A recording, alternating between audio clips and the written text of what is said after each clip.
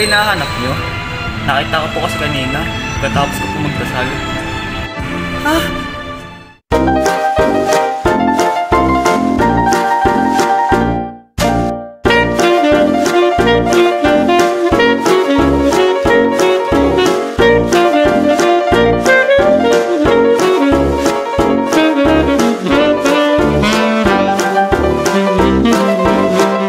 Ako po si Rani Dayo. At ako naman po si Arthur Madalian.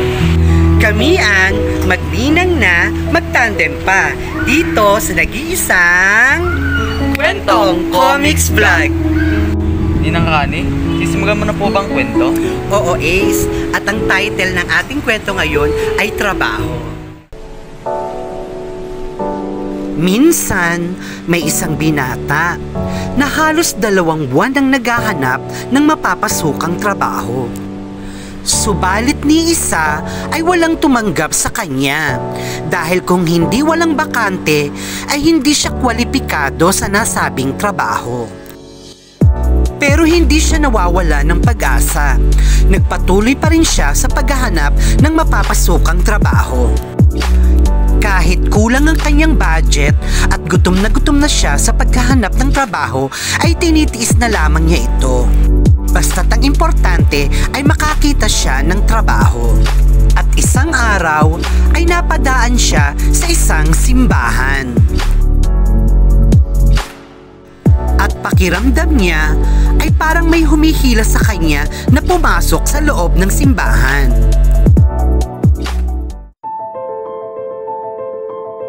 Mabuti siyang tao at madalas siya nagsisimba. Pero ng mga oras na yon ay bigla niyang naisipang magdasal sa loob ng simbahang iyon. Nagdasal siya na sana'y makakita na siya ng trabaho at huwag siyang mawala ng pag-asa. Ulilang lubos na kasi siya at gusto niya magpatuloy ng pag-aaral ng kolehiyo. Pero dala ng kahirapan kung kaya't nais niyang magkaroon ng trabaho upang tustusan ang kanyang pag-aaral. At pagkatapos niyang manalangin,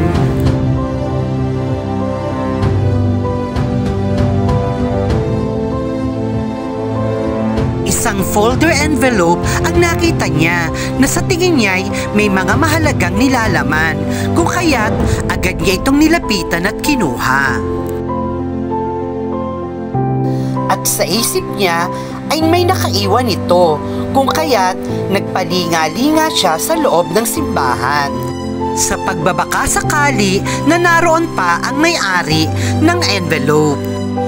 At lalo pa siyang nagulat nang makita niya ang laman ng folder envelope. Puro ito tseke na naglalaman ng malalaking halaga, kung kaya't lalo niyang hindi malaman ang kanyang gagawin. At dahil likas sa kanya ang pagiging isang mabuting tao, ay muli niyang naisipang magdasal. At sa pagkakataong iyon ay sa harap ng altar. Ipinagdasal niya na sana'y magbalik doon at makita niya ang may-ari ng folder envelope nang sa gayon ay maibalik niya ito.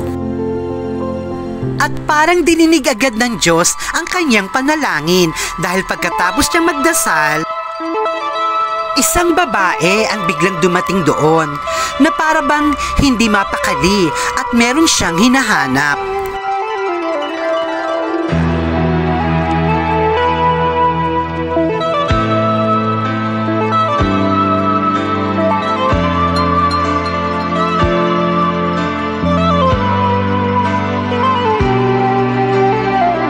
Ito po hinahanap nyo? Nakita Nakita ko po kasi kanina. Pagkatapos ko po magdasal. Ha? Naku, yan nga. Akin nga yan. Nakalimutan ko kasi kanina sa pagmamadali ko. Ito po oh. Maraming salamat ha. Napakahalaga ng laman ito. Pampasweldo ko to sa mga empleyado ko. Maraming salamat. Walang anuman po.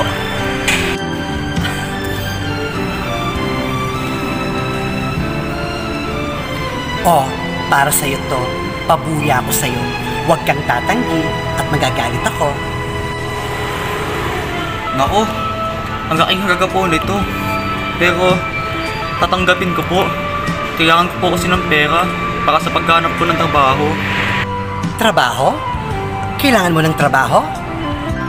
Opo, para makaipon po ako. Gusto ko po kasi mag-aral ng kolehiyo eh.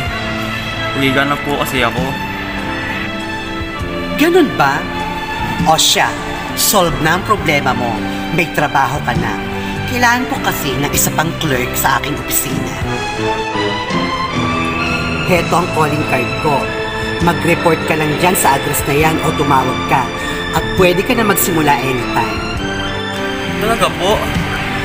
Naku, maraming salamat po. Hulog po kayo ng langit sa akin. You're welcome. Ang mga tulad mo na tapat at nagsasabi ng totoo ang hinahanap ko para sa opisina ko. Nararamdaman ko na isa kang mabuting tao at maaasahan kita sa trabaho. Maaasahan niyo po, ma'am. Maraming salamat po ulit. O kayo mga viewers, naghahanap din ba kayo ng trabaho? Isa na namang kwentong may aral ang naihandog namin na sana'y naibigan ninyo. Muli ako po si Rani Dayo. At ako naman po si Arthur Padalian. Lagi niyo po sanang tangkilikin ang aming mga episode dito sa Kwentong Comics Vlog. And please, don't forget to Like, share, and subscribe. paalam, God bless po!